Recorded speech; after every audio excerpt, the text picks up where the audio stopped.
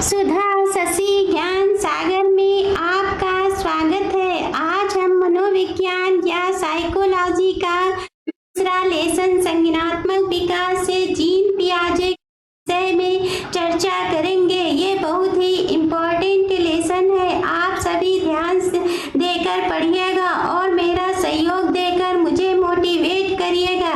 चलिए लेसन का पहला पार्ट शुरू करते हैं।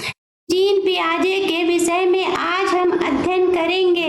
पहला है संज्ञानात्मक विकास, कॉग्निटिव डेवलपमेंट। संज्ञानात्मक विकास का अर्थ इंग्लिश में देखते हैं। Meanings of cognitive development. संज्ञानात्मक विकास का तात्पर्य संज्ञानात्मक योग्यताओं मतलब योग्यताओं से है, कॉग्निटिव एबिलिटीज के विकास से है। अभी पढ़ लिख जाते हैं, जो हमारी डिग्रियां होती हैं उनकी योग्यताओं की बात कर रहे हैं मनोवैज्ञानिक। संज्ञानात्मक योग्यता का अर्थ है बुद्धि, चिंतन, कल्पना आदि से संबंधित योग्यताएं हैं। लेवर ने 1995 में कहा कि अधिकांश मनोवैज्ञानिक के अनुसार संज्ञान का तात्पर्य ऐसे मानसिक व्यवहारों से है जिसका स्वरूप अमूर्त एब्स्ट्रैक्ट होता है, मतलब जो चीज हमें दिखाई नहीं देती है। जैसे ज्ञान, क्या ज्ञान को किसी ने देखा है? नहीं देखा है। इसीलिए हम जो चीजें हमें दिखाई नहीं देती उनकी संज्ञा हम जो है अमूर्त से देते हैं, और जो चीजें मुझे दिखाई देती हैं, जो चीजें हम स्पर्श कर सकते हैं, छू सकते हैं, वो मूर्त संज्ञा दी गई है। और जिनमें प्रतीकीकरण, सिंबॉलिज्म, सूझ, इंसाइट, प्रत्याशा, एक्सपेक्टेंसी, जटिल नियम उपयोग, कॉम्प्लेक्स रूल यूज, प्रतिमा, इमेजरी, विश्वास, बिलीफ, अभिप्राय, इंटेंशनलिटी, समस्या समाधान, प्रॉब्लम्स सॉल्विंग तथा अन्य तथ्य शामिल होते हैं। जीन पियाजे ने कहा कि सभी में अन्य तथ्य को भी शामिल कर सकते हैं। जैसे की पॉइंट, संज्ञानात्मक विकास का मूल शब्द है संज्ञान। शब्द का अर्थ है जानना या समझना। हम किसी चीज को जानेंगे और उसे समझेंगे तभी तो हम संज्ञानात्मक विकास की ओर चलेंगे। बिना जाने किसी चीज को हम विकास नहीं कर सकते हैं। ये एक ऐसी बौद्धिक प्रक्रिया है जिसमें विचारों के द्वारा ज्ञान प्राप्त किया जाता है। मनोविज्ञान की जिस शाखा में संज्ञानात्मक प्रक्रियाओं कॉग्निटिव प्रोसेस का अध्ययन किया जाता है उसे संज्ञानात्मक मनोविज्ञान नाम दिया जाता है। और इंग्लिश में हम संज्ञानात्मक मनोविज्ञान को कॉग्निटिव साइकोलॉजी का नाम देते हैं। संज्ञानात्मक मनोविज्ञान में मूलतः निम्न प्रश्नों का अध्ययन किया जाता है।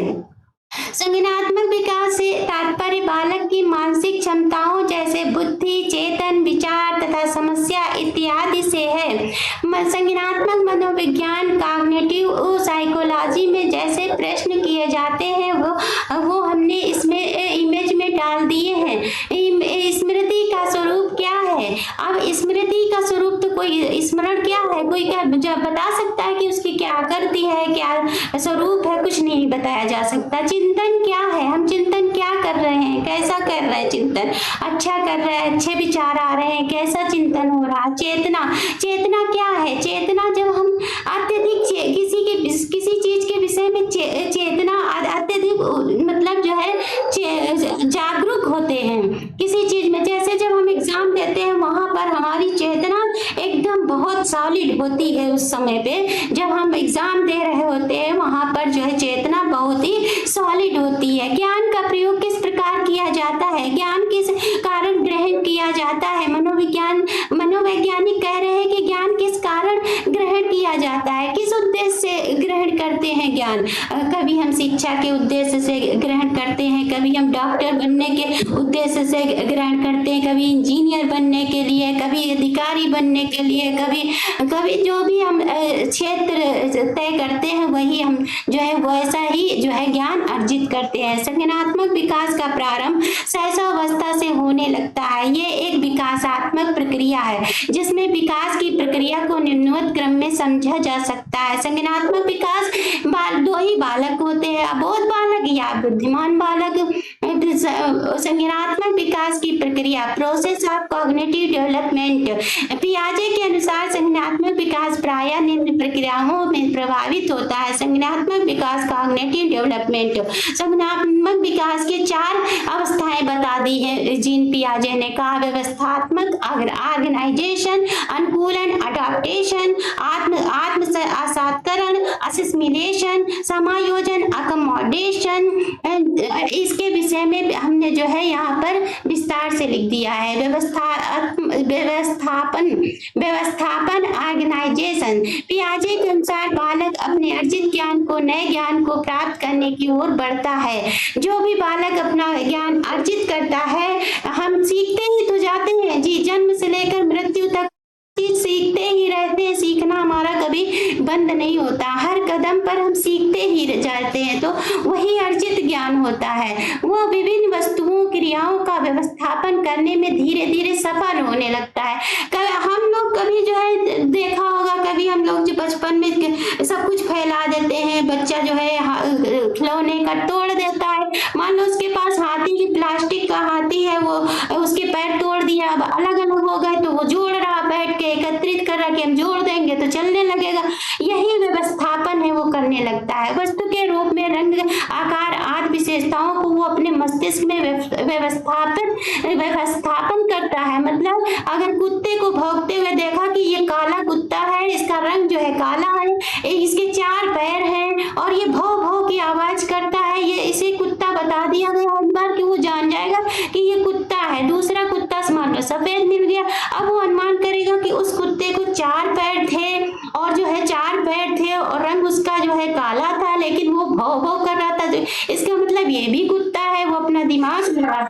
अनुकूल, अडॉप्टेशन। पियाजे के अनुसार बालक में अपने वातावरण के साथ समायोजन की प्रवृत्ति जन्मजात होती है। अब पियाजे कहते हैं कि बच्चा जो है समायोजन करने की जन्मजात होती है। अब जैसे अपनी माँ के साथ वो समायोजन कर लेता है, अपने पिता के साथ समायोजन कर लेता है, इसी तरीके से सभी के साथ वो धीरे धीरे परिवार में समायोजन करता है, फिर स्कूल में करता है, फिर जो है समाज में करता है। बालक की इस प्रवृत्ति को अनुकूलन परिस्थिति के अनुसार ढालना कहा जाता है। मनोवैज्ञानिक पियाजे कहते हैं कि बालक अपने प्रारंभिक जीवन से ही अनुकूलन करना प्रारंभ कर देता है, अर्थात वो अनुकूलन करने लगता है। एक ही पॉइंट, व्यवस्थापन का मतलब होता है बौद्धिक संरचनाओं का निर्माण। जो हमारी बौद्धिक क्षमताएं होती हैं उसका हम निर्माण करते हैं, आगे बढ़ते ही जाते हैं ज्ञान के क्षेत्र में। सूचनाओं का एक प्रणाली में समेकन होता है। समेकन, कंसोलिडेशन या समामेलन, अमेलगेमेशन का मतलब होता है। अनुकूलन का मतलब नई संरचना करना होता है। कि जीन पियाजे कहते हैं एक बच्चा जो होता है वो नई प्रक्रिया प्रारंभ करता है। अब अनुकूलन के भाग देख लेते हैं कि कितने होते हैं। अनुकूलन, अडॉप्टेशन, समावेशन और समायोजन। समावेशन में आत्मसातीकरण करने लगता है बच्चा, सातीकरण कर, ये इसी के अर्थ हैं सारे। आत्मसातीकरण इसी को बोलते हैं, और सातीकरण, आत्मसात्करण, समायोजन, सामंजस्य, समावेशन, अकोमोडेशन, वह प्रक्रिया जिसके द्वारा संज्ञानात्मक संरचना को संशोधित किया जाता है समावेशन कहलाता है। पियाजे ने सिद्धांत के अंतर्गत ये बात सामने रखी है कि बालकों में बुद्धि का विकास उनके जन्म के साथ जुड़ा होता है। पियाजे ने कहा जो विकास होता है वो बुद्धि जो है जन्म से ही प्रारंभ हो जाती है। उदाहरण, नवीन सूचनाओं के आधार पर पूर्व की बौद्धिक संरचनाओं में परिवर्तन या सुधार करना। जैसे हमें पुराना ज्ञान है, जैसे हमें साइकिल चलानी आती है, अब हमें साइकिल अच्छे से चलानी आती है, अब हम मोटरसाइकिल चलाने लगे, मोटरसाइकिल उसी बेस पे चलाएंगे जैसे हम साइकिल चला रहे थे। ज्ञान को और नए ज्ञान से जोड़ दिया, तो इसी को कहते हैं समावेशन। समावेशन की क्षमता दी गई है इसी को।